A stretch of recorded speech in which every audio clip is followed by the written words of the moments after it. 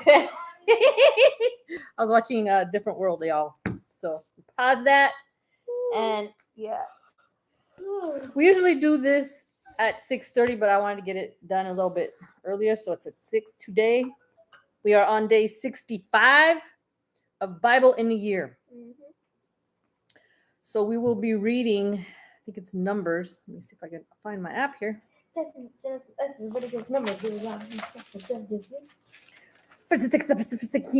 Chronicles. Sounds like you said nonsense. Okay, we'll be reading Numbers chapters 13 and 14, John chapter 6, verses 1 to 21, and Psalm 28. Psalms? Don't you mean Psalms? Well, what do I mean Psalms? Let's go to Psalm. Psalms. Psalm. Do I mean Psalms or do I mean Psalm? Oh, I thought it was Psalms. Psalm. Oh. Sometimes I say Psalms. Sometimes people say Psalms. Psalm. Solomon. So, I don't know. I don't know what that means. so there okay. is no S in Psalm. But Yeah, the P. I say Psalms sometimes. Yeah, there's Psalms and there's a P in front of it, and the P is silent. Correct. All right. Psalm. Números capítulo 30. Not 30. 13. Weirdo. Okay. Números capítulo 13. We should read it in Spanish one of these days. Oh, heckles no. Be interesting. People will not understand us if we're still in this. They could follow along in their own Bible. Okay, chapter 13, Numbers. It'll be close enough. Okay. Spies sent to Canaan. Ooh, spies. Sent to Canaan. Canaan. And the Lord spoke to Moses, saying, send men to spy out the land of Canaan, which I am giving to the children of Israel, from each tribe of their fathers, and shall send a man, everyone a leader among them. So Moses sent them from the wilderness of Paran, according to the command of the Lord, all of them men who were heads of the children of Israel. Now these were their names: from the tribe of Reuben, Shammua, and the son of Zachar. Salamander. Zacur. Okay. I don't know what a salamander is. Okay. From the tribe of Simeon, Snaphat. Sounds. If you put a C, it will say Snapchat. Look at this. Right. Snaphat. Snapchat is in the Bible, y'all, right there. That's how someone made Snapchat. Snapchat. They got it for Numbers chapter 13, verse 5. Yes, the creator of Snapchat is a Christian. I doubt it, but I don't know who made that thing. Okay, the son of Hori, from the tribe of Judah, Caleb, the son of Jephunneh. From the tribe of Issachar, Eagle, the son of Joseph. From the tribe of Ephraim, Hoshea, the son of Nun, Nun. Son of a nun. I don't think it's that. Nuns aren't supposed to have kids because they're not supposed to. They're not supposed to have S word. They don't have S word. Okay. From the tribe of Benjamin, Palti, the son of Raphu. From the tribe of Zebulun, Gadiel, the son of Sadi. From the tribe of Joseph, that is, from the tribe of Manasseh, Gadi, the son of Susi. From the tribe of Dan, Amiel, the son of Jamali. From the tribe of Asher, Sether, the son of Michael. From the tribe of Naphtali, Nabi, the son of Vophsi. From the tribe of Gad, Geuel, the son of Machi. These are the names of the men whom Moses sent to spy out the land. And Moses called Hoshea, the son of Nun, Joshua. Then Moses sent them to spy out the land of Canaan and said to them, go up this way into the south and go up to the mountains and see what the land is like, whether the people who dwell in it are strong or weak. few or many, whether the land they dwell in is good or bad, whether the cities they inhabit are like camps or strongholds, whether the land is rich or poor, and whether there are forests there or not. Be of good courage and bring some of the fruit of the land. Now the time was the season. Now the time was the season of the first ripe grapes. So they went up and spied out the land from the wilderness of Zin as far as Rehob, near the entrance of Hamath. And they went up through the south and came to Hebron, Ahiman, Sheshai, and Talmai. The descendants of Anak were there. Now Hebron was built 7 years before Zoan in Egypt. Then they came to the valley of Eshcol, and there cut down a branch with one cluster of grapes. They carried it between two of them on a pole.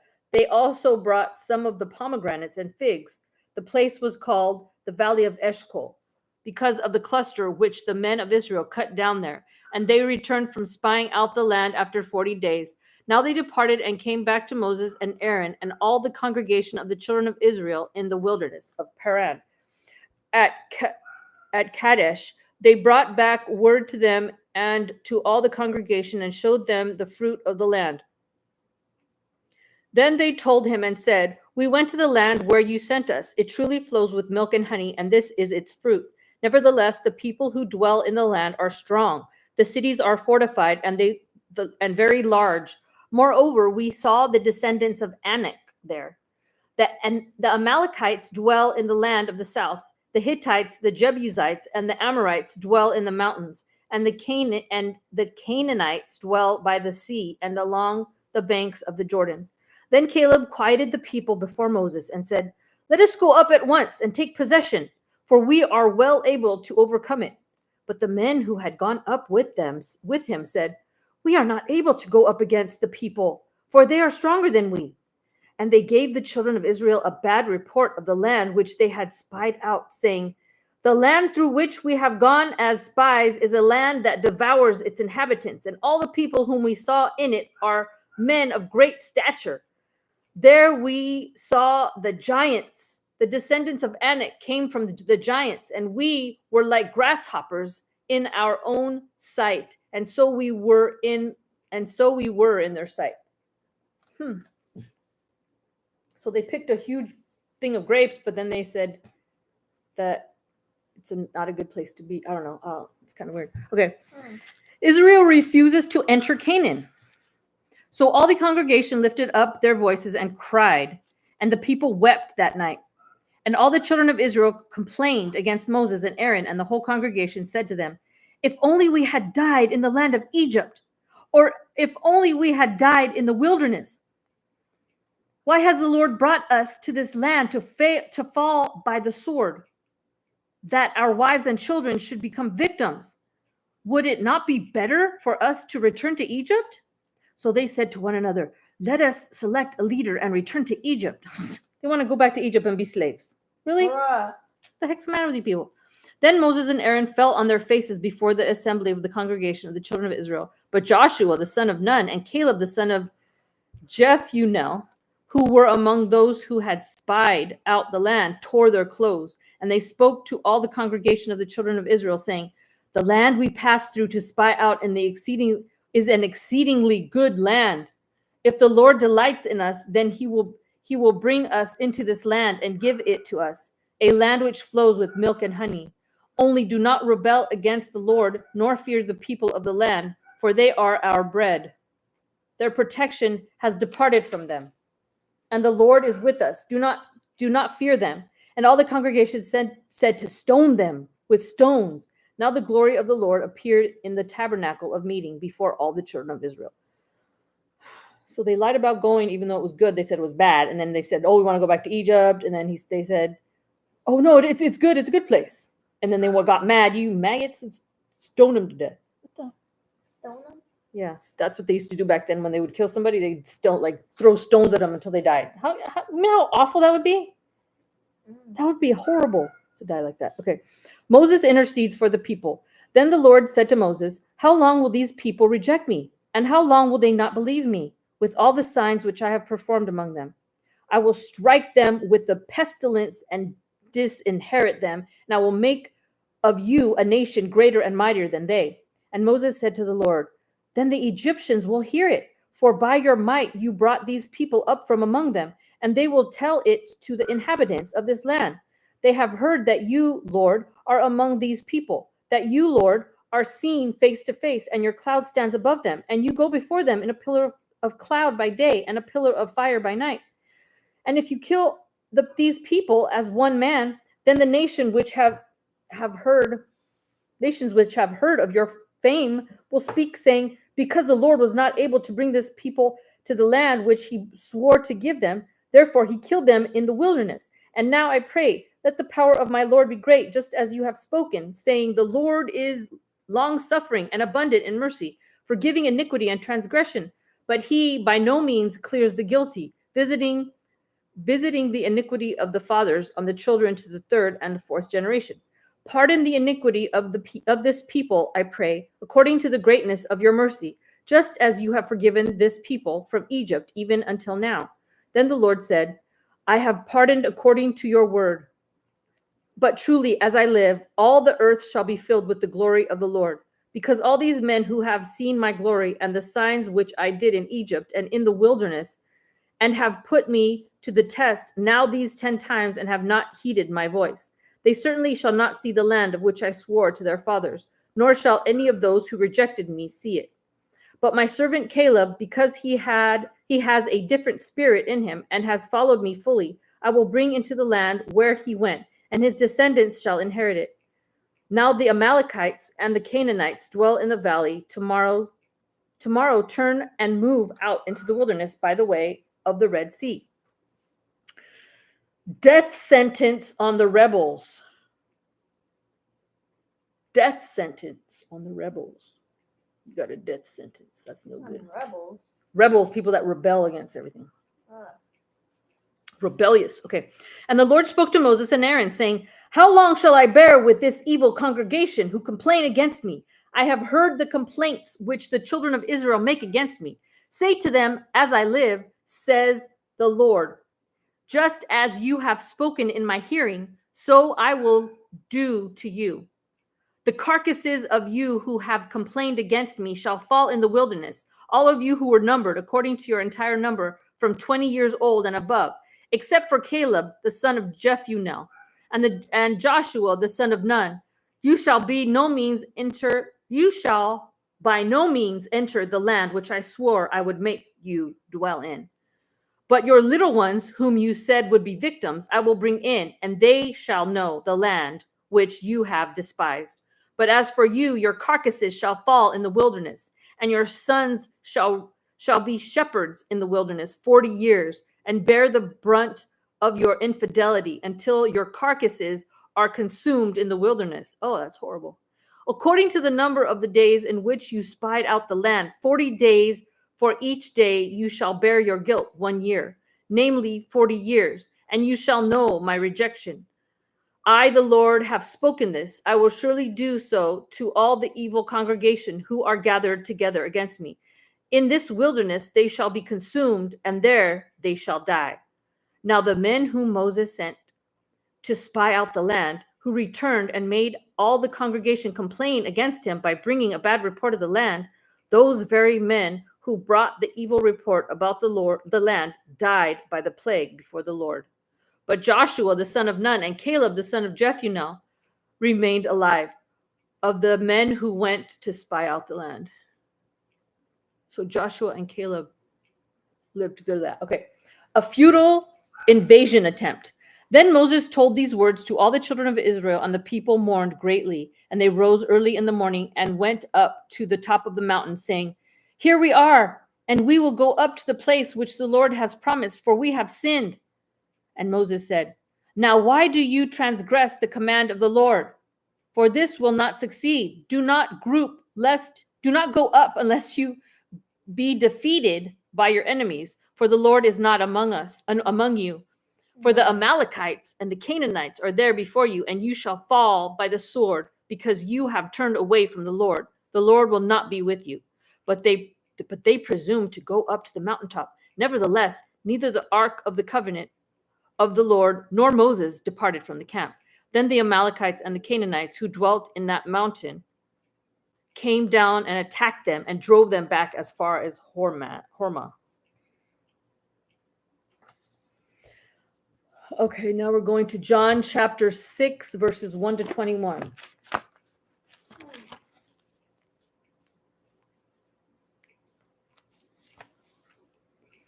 Juan capítulo 6. Okay. 1 to 21. So we're going to have to go over here. Okay. Feeding the 5,000. Oh, this is the cool one. After these things, Jesus went over the sea of Galilee, which is the Sea of Tiberias. Then a great multitude followed him because they saw his signs which he performed on those who were diseased. And Jesus went up on the mountain, and there he sat with his disciples. Now the Passover, a feast of the Jews, was near. Then Jesus lifted up his eyes, and seeing a great multitude coming toward him, he said to Philip, "Where shall we buy bread that these may eat?" But this he said to test him, for he himself knew what he would do. Philip answered him, 200 denarii worth of bread is not sufficient for them, that every one of them may have a little. One of his disciples, Andrew, Simon Peter's brother, said to him, "There is a lad here who has 5 barley loaves and 2 small fish. But what are they among so many?" Then Jesus said, "Make the people sit down." Now there were as much grass in the plate. There was much grass in the place. So the men sat down in number about 5,000. So there was about 5,000 men, but that's not counting the men, the women, and the kids. Okay, and Jesus took the loaves, and when he had given thanks, he distributed them to the disciples, and the disciples to those sitting down, and likewise of the fish, as much as they wanted. So when they were filled, he said to the disciples, "Gather up the fragments that remain so that nothing is lost." Therefore they gathered from up and filled 12 baskets with the fragments of the 5 barley loaves, which were left over by those who had eaten. Then those men, when they had seen the sign that Jesus did, said, "This is truly the prophet who is to come into the world." Oh, Jesus walks on the sea. So after they got those loaves and the fish, and they fed 5,000 men and all these kids and women, they had all these leftovers from the thing, little three loaves and 2 fish. Fed 5,000 and had leftovers. What? Is that the song about it? Yeah. Oh, okay. Except I don't remember how it went. Okay. All I remember is that there was a line that said, "And 5,000 were fed." Okay. I don't know. Jesus walks on the sea. Woo! Therefore, when Jesus perceived that they were about to come, You remind me of Peter. Peter was on the 12 disciplines. It's talking about Medea. Medea from. She calls it, yeah.